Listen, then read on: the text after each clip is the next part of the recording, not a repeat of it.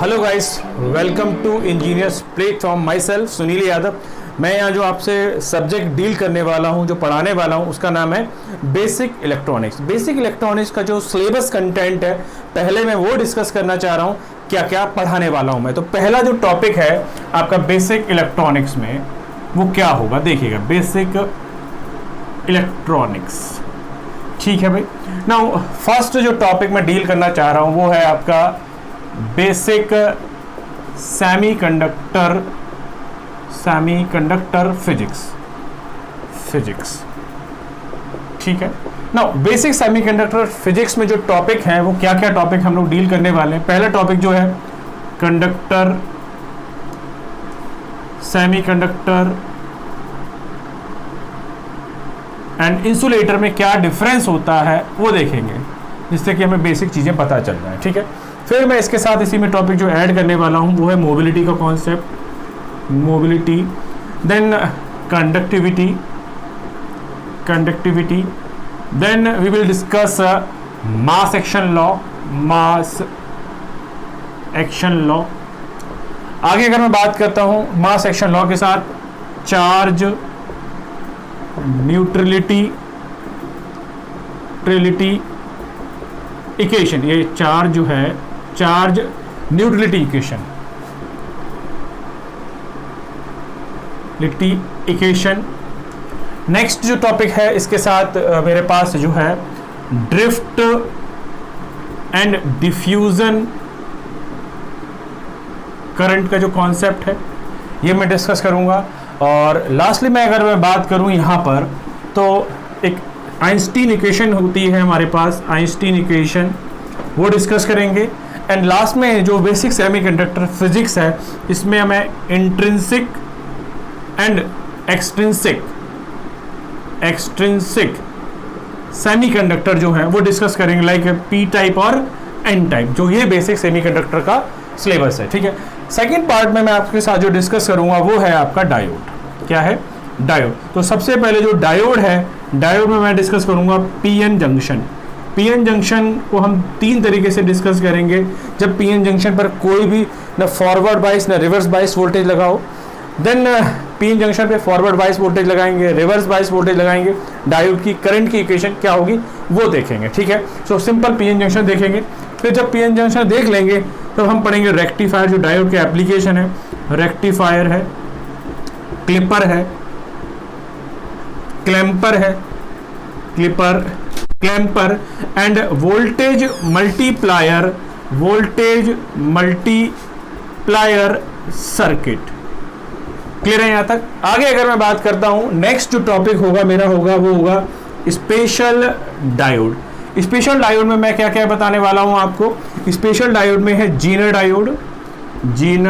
Diode, Schottky diode,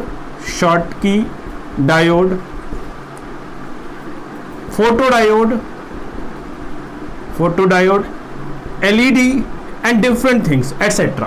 clear है? तो ये तो हो गया डायोड का पार्ट। अब डायोड के पार्ट से अगर हम कंप्लीट करें तो पहला पार्ट हो गया मेरा बेसिक सेमीकंडक्टर और डायोड। यहाँ से आपको बहुत ज़्यादा बेसिक क्वेश्चन मिलने वाले हैं। जो थर्ड पार्ट है उसमें मैं आपसे और डिस्कस करूंगा बाइपोलर जंक्शन ट्रांजिस्टर। तो बाइपोलर जंक्शन ट्रांजिस्टर क्या होता है वो उसके बारे में मैं कंस्ट्रक्शन है, वर्किंग है, उसके जो कॉन्फ़िगरेशन है, इसकी कैरेक्टरिस्टिक कैसी होंगी, देन एम्पलीफायर में कैसे यूज होगा, ये सारी चीजें मैं देखने वाला हूं। तो इसमें क्या क्या होगा, कंस्ट्रक्शन होगा, इसका कंस्ट्रक्शन, देन वर्किंग,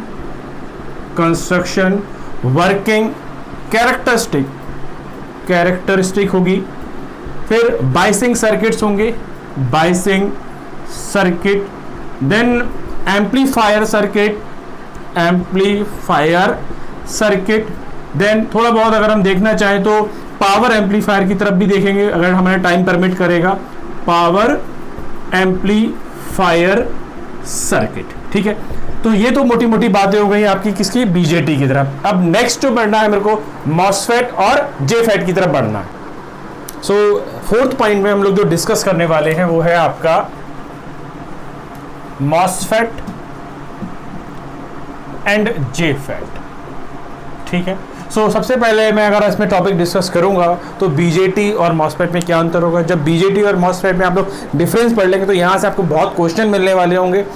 क्वेश्चन जब सॉल्व करोगे तो इनसे जो बीजेटी है और जो मॉसफेट है इनसे के डिफरेंस से बहुत सारी जो चीज़ें हैं आपको क्लियर हो जाएंगी। बट जो मॉसफेट और जो जेफेट है इनका सिंबल, इनकी कैरेक्टरिस्टिक और इनका थोड़ा सा कॉन्फ़िगरेशन है, like common source, common drain, इस तरीके का जो कॉन्फ़िगरेशन है वही ज़्यादा इंपॉर्टेंट है। बट मॉसफेट और जेफेट की ज़्यादा डिटेल स्टडी जो है इंपॉर्टेंट नहीं है। जो फिफ्थ टॉपिक है मेरे सामने वो क्या है आपका operational amplifier. Operational amplifier, operational amplifier जो है वो काफ़ी इंपॉर्टेंट टॉपिक है आपके एनालॉग इलेक्ट्रॉनिक्स या बेसिक इलेक्ट्रॉनिक्स, क्योंकि ये कम्प्लीटली मैथमेटिकल टॉपिक है। इस मैथमेटिकल टॉपिक में हम लोग क्या क्या पढ़ने वाले हैं, पहले मैं आपको जो है 741 आईसी है उसकी जो डिटेल है थोड़ी बताऊंगा, क्योंकि आईसी से डायरेक्ट क्वेश्चन आ जाते हैं कि किस नंबर की आईसी किस नंबर के इनपुट या आउटपुट के लिए यूज होती है। जैसे ही 741 आईसी को कंप्लीट करेंगे फिर हम देखेंगे आइडियल जो ऑप एम्प है उसकी कैरेक्टरिस्टिक आती है आपके एग्जाम में कि आइडियल ऑप एम्प की कैरेक्टरिस्टिक क्या होती है। जैसे अगर मैं एग्जांपल की बात करूं, इनपुट रेजिस्टेंस इनफाइनाइट होता है, आपका गेन जो है इनफाइनाइट होता है, बैंडविड्थ जो है इनफाइनाइट होती है, CMRR जो है वो इनफाइनाइट होता है, स्लू रेट जो है वो इनफाइनाइट होता है। आगे अगर मैं बात करूं जो आउटपुट रेजिस्टेंस है वो क्या होता है, 0। तो इस तरीके की बहुत सारी कैरेक्टरिस्टिक है, इनसे कॉन्सेप्ट बनने वाला है कि वर्चुअल शॉर्ट का कॉन्सेप्ट वगैरह क्या क्या होता है, वो सारी चीजें मैं बताऊंगा आपके। जब 741 आईसी कंप्लीट हो जाएगी, आइडियल ऑप एम्प की कैरेक्टरिस्टिक कंप्लीट हो जाएंगे, फिर मैं जो ऑप एम्प है वो 2 मोड में काम करता है इन जनरल। पहला मोड होता है आपका इन्वर्टिंग मोड, इन्वर्टिंग, और दूसरा मोड जो होता है वो होता है नॉन इन्वर्टिंग मोड। क्लियर है। नॉन इन्वर्टिंग और इन्वर्टिंग मोड के पहले हम बेसिक चीज़ें देखेंगे कि उनका गेन क्या होता है, इनपुट आउटपुट रेजिस्टेंस क्या होते हैं, उनके इक्विवेलेंट सर्किट क्या होते हैं, क्या वो फेज शिफ्ट प्रोवाइड कराते हैं।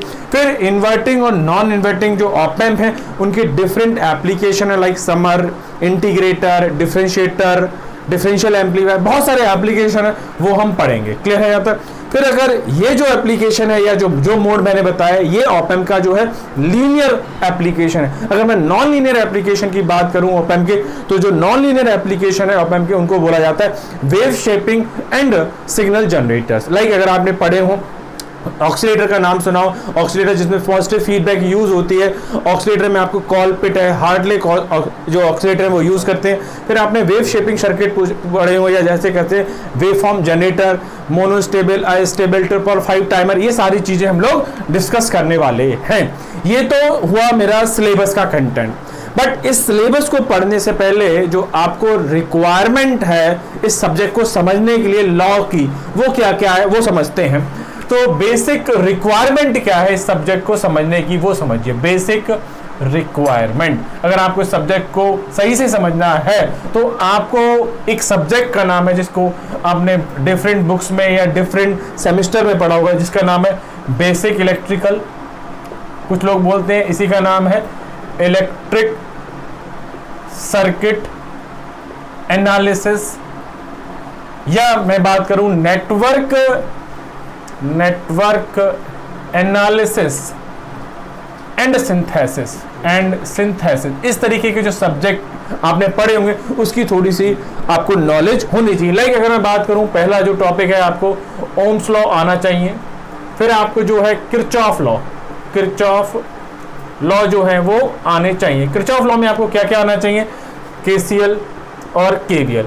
अगर केसीएल आता है तो आपको पैरेलल सर्किट आता होगा, क्लियर है, पैरेलल सर्किट। अगर आपको केवीएल आता है इसका मतलब आपको सीरीज सर्किट की नॉलेज है, सीरीज सर्किट की नॉलेज है। अगर पैरेलल सर्किट समझ में आ गया तो करंट डिवाइडर रूल समझ में आ जाएगा, सीरीज सर्किट समझ में आ गया तो वोल्टेज डिवीजन रूल समझ में आ जाएगा। क्लियर। अब अगर आपको ये दोनों चीजें समझ में आ गई हैं तो जो नोडल है, नोडल को हम बोलते हैं केसीएल प्लस ओम्स लॉ।